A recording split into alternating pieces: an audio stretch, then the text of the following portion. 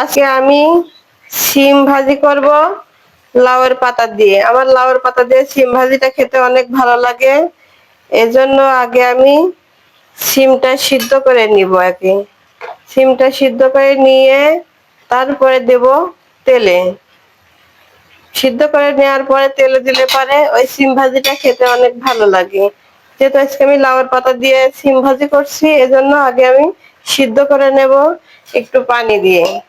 এই যে দেখেন, পানি দিয়ে দিলাম, দিয়ে সবকিছু একসঙ্গে ভালোভাবে নাড়াচাড়া করে নিয়ে আমি সিদ্ধ করে তারপরে তেল। আমার শিম, আলু আর লাউয়ের পাতা একসঙ্গে দিয়ে সিদ্ধ করা হয়ে গেছে। এখন আমি নামায়ে তেলের উপরে দিয়ে দিব। আমি শিমে তেল দিয়ে দিয়েছি, দিয়ে নাড়াচাড়া করছি। এখন অবশ্যই শিমের সময়টা শেষের দিকে।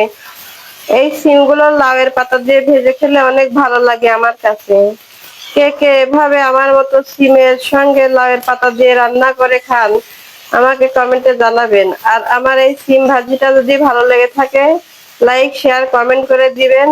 ভাই ও আপু, আমার ফেসবুক বন্ধুরা সবাই, আসসালামু আলাইকুম। সবাই ভালো